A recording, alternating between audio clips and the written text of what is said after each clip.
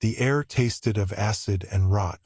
Even the most sensitive sensors built into the T-900S couldn't fully process the chemical soup hanging in the tunnels. Every crevice of the hive walls seemed alive, pulsing with faint organic rhythms, coated in a slick membrane of alien resin.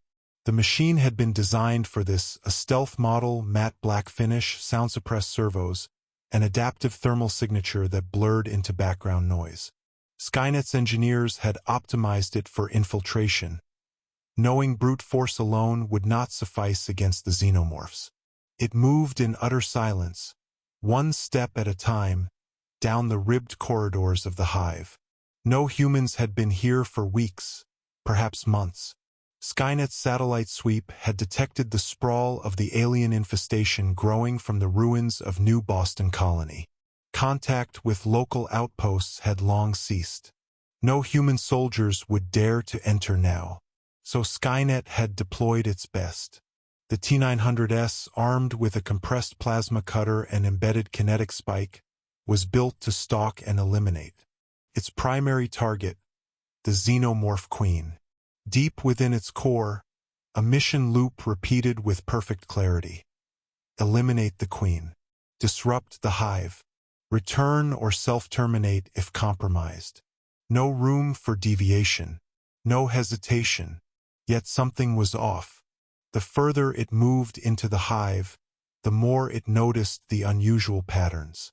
Drones, dozens of them, scuttled through passageways in strange arcs. Not their usual chaotic, instinctive patrols, but deliberate movements, as if guided by intelligence far deeper than their primal urges. Worse still, the T-900SS probability models registered increasing odds of detection, despite all countermeasures operating at peak. It ran diagnostics again. No malfunction. Its camouflage remained intact, and still it felt watched. An emotionless internal query surfaced. Possible compromise? Denied. Continue mission. With calculated precision, the T-900S crept deeper. The tunnels widened. Thick columns of hardened resin marked the outer chambers. Egg clusters filled some of the lower halls, heat signatures of embryonic life flickering within each shell. The machine ignored them. They were not the primary target. Suddenly, movement. Fast. On the ceiling. One drone dropped from above. Silent, black, glistening in the low light. Another followed, then 3 more encircling the path ahead. The T-900S froze mid-stride, servo brakes locking without sound. No breath to give it away. No heartbeat to betray its presence. Yet the drones turned, their eyeless heads shifting as one. They hissed not in alarm but in understanding. They knew it was there. Query, how?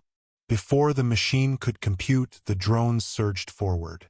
The T-900S reacted instantly.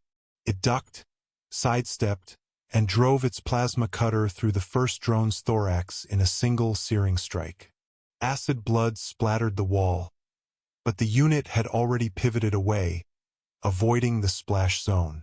A second drone lunged, met by a bone-shattering punch from the T-900SS kinetic spike, crushing its inner jaw. Crumpled, dead. But more kept coming. The machine calculated new odds. Too many for direct engagement. Evasion necessary. With swift efficiency, it sprinted down a side corridor, servos humming at subsonic pitch, disappearing into shadow. Its adaptive camouflage shimmered, blurring into the resin-coated environment.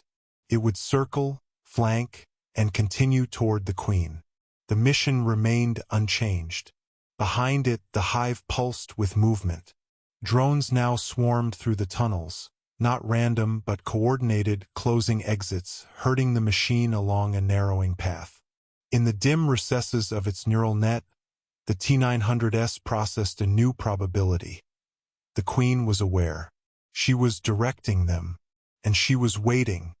Downward the machine fled, deeper into the core. The atmosphere grew thicker, the temperature rising. The walls here were older, layered with centuries of hive growth. Only one path remained now, a vast, vaulted chamber ahead. There, upon a throne of living resin, the queen loomed. Her massive, chitinous body stretched 3 times the height of a man, her crown-like crest nearly brushing the ceiling. Her long ovipositor curled beneath her, pulsing with vile fertility. The drones gathered around her in ranks, forming an impenetrable guard, and her head tilted, gazing straight at the machine. Though she had no eyes, her awareness pressed against the T-900S like a vice. No code explained this. No data could quantify the sensation. It wasn't mere instinct. It was intelligence, alien, vast, and focused entirely upon the intruder. Still, the machine advanced. It raised its plasma cutter, preparing to strike. The drones hissed, but did not charge. Instead, the queen emitted a deep, resonant sound, part growl, part signal. In response, the chamber walls shifted. From hidden alcoves, new forms emerged. Larger than drones, thicker, armored. Praetorians, her elite guard. Probability of successful mission, 4%, 2%, 0.5%. Abort protocol engaged. Self-termination imminent. But before the T-900S could trigger its core overload, the queen moved. In an impossibly fast strike, her spine tail whipped forward, piercing the machine's chest plate. Servos seized. Damage cascaded through its systems. Primary weapon offline. Kinetic spike severed. Even crippled, the T-900S raised one arm, aiming at the queen's throat. Another tail strike, this time severing the arm entirely. Sparks sprayed the resin floor. The queen lowered her head, jaws parting.